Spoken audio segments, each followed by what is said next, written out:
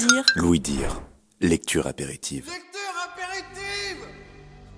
L'étrange cas du Dr Jekyll et de Mr Hyde, de Robert Louis Stevenson. The Strange Case of Dr. Jekyll and Mr. Hyde, by Robert Louis Stevenson. Between these two, I now felt I had to choose. My two natures had memory in common, but all other faculties were most unequally shared between them. Jekyll, who was composite, now with the most sensitive apprehensions, now with a greedy gusto, rejected and shared in the pleasures and adventures of Hyde. Entre ces deux moitiés d'une seule personnalité, il allait me falloir choisir.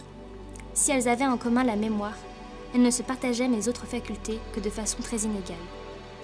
Jekyll, qui était un alliage, se joignait aux aventures et aux plaisirs de Hyde, mais tantôt avec crainte, tantôt avec empressement. Hyde, lui, n'avait que froideur pour Jekyll. Quand il se souvenait de lui, c'était un peu comme le brigand des montagnes se souvient de la caverne où il se sait à l'abri de ceux qui le poursuivent. But Hyde was indifferent to Jekyll. All but remembered him as the mountain bandit remembers the cabin in which he concealed himself from pursuit. Jekyll had more than a father's interest. Hyde had more than a son's indifference. To cast in my lot with Jekyll was to die to those appetites which I had long secretly indulged, and had late begun to pamper. Jekyll nourrissait pour Hyde un intérêt plus vif que celui d'un père pour son enfant, tandis que Hyde vouait à Jekyll une indifférence encore plus faible que celle d'un fils pour son père.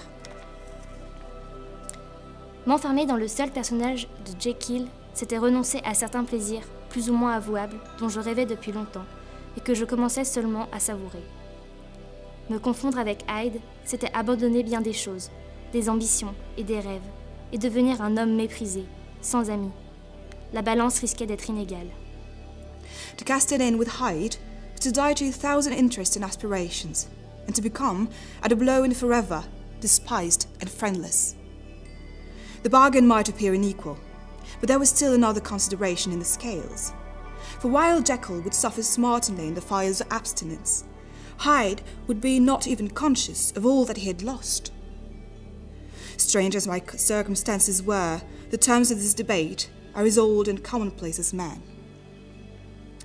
Much the same inducements and alarms cast the die for any tempted and trembling sinner. And it fell out with me, as it falls with so vast a majority of my fellows, that I chose the better part and was found wanting in the strength to keep to it. Il y avait encore un autre point à considérer. Pendant que Jekyll souffrirait de toutes les privations, Hyde n'en aurait même pas conscience.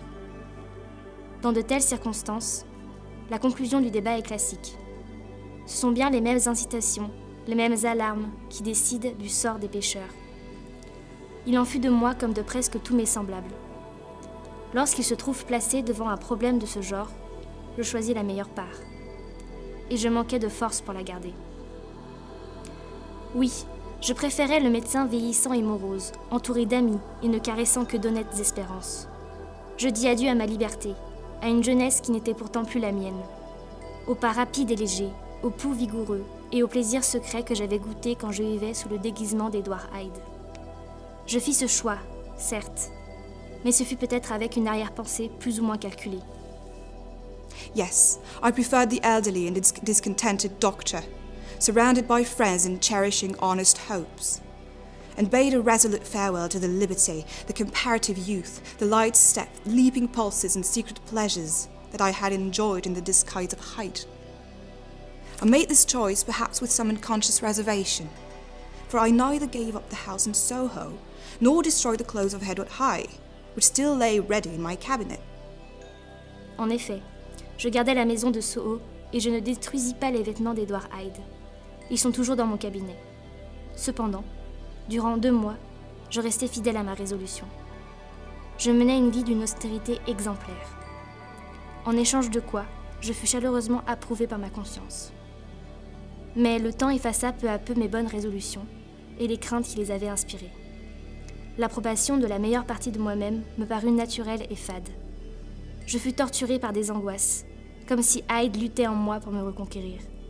Enfin, dans une heure de faiblesse, je composais de nouveau le breuvage auquel je devais mes transformations.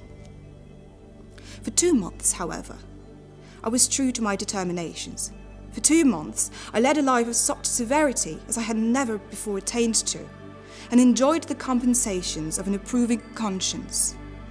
But time began at last to obliterate the freshness of my alarm. The praises of conscience began to grow into a thing of course. I began to be tortured with throes and longings, as a hide struggling after freedom. And at last, in an hour of moral weakness, I once again compounded and swallowed the transforming draught.